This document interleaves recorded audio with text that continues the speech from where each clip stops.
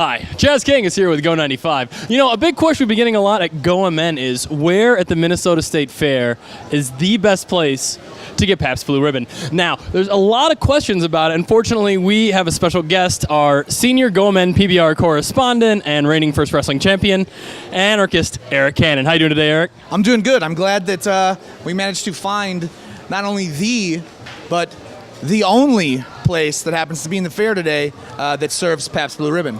And what do you think makes this spot in particular so majestic for PBR? I think it's the location. I feel like that's the key thing at everything in the fair.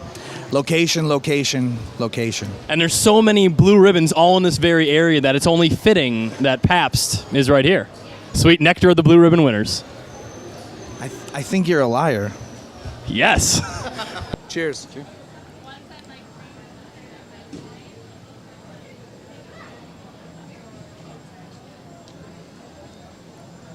That's the stuff. How did you first link up with PBR? Well, there's this underground scene called independent professional wrestling, and I don't want to toot my own horn, but I'm kind of a major player in that scene.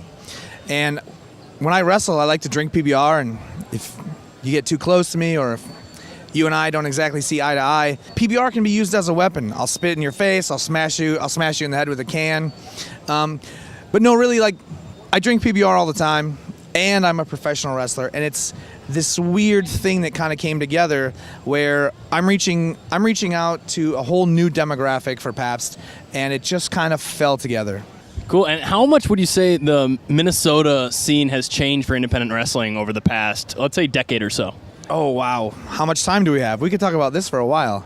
I think really the major thing about what's changed about our local scene here in Minnesota is it's fun.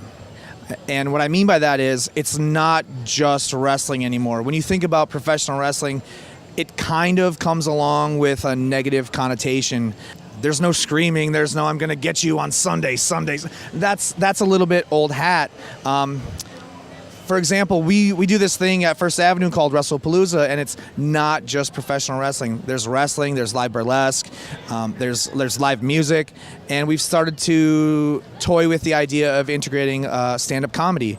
So while it's wrestling, it's also not wrestling. Yeah, you had Marty DeRosa there last summer, and then, the Dillinger 4 performed there in last January, I believe it was? Yes, getting D4 to play the main stage for a little thing that I promote was sort of a Hail Mary. And believe me, I had thrown that Hail Mary every single time we put the show together. So it took 9. They played the last one. It took 9 times what they did.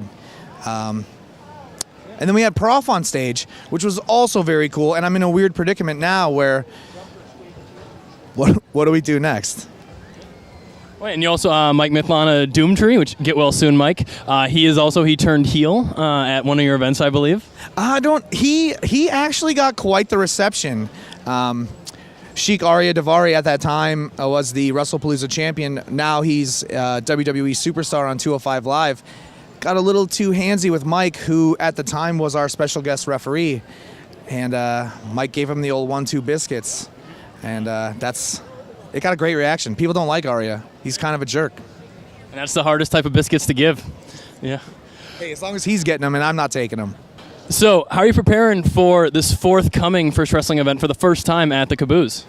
Well, the thing is, we do Wrestlepalooza twice a year, usually January, usually in June, and we've created this weird underground fan base where they're still hungry. They don't want to wait 6 months between shows. So we thought we'd give them a little snack, and we're going to bring it to the Caboose on Thursday, September 7th. I think it's going to be fun.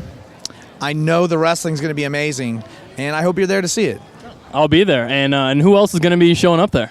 We've got Colt Cabana, who's huge in the podcast world, let alone the independent professional wrestling scene. He also rapped on my last album. He did what? Yeah, he did. He was the Mike Tyson of my cannabis on my last project. So yeah, we have a track together. I did not know that. Oh, yeah. It's called She Will Be Not Mine. It's me, him, and this Philadelphia battle rapper named Voss. We're all on it. Literally about to tell you to plug it. That was perfect. Oh, Spectacular. So So I didn't know that. That's so amazing. So Colt Cabana, Ethan Page, who's making huge waves in the independent wrestling scene right now. One of my personal favorites, Space Monkey, is going to be at the Caboose on Thursday. It's amazing. Thunder Frog. There's a he's not necessarily a friend of mine, but there's a brand new Fulton Brewing professional wrestler that debuts this Thursday. His name is Chaos 300.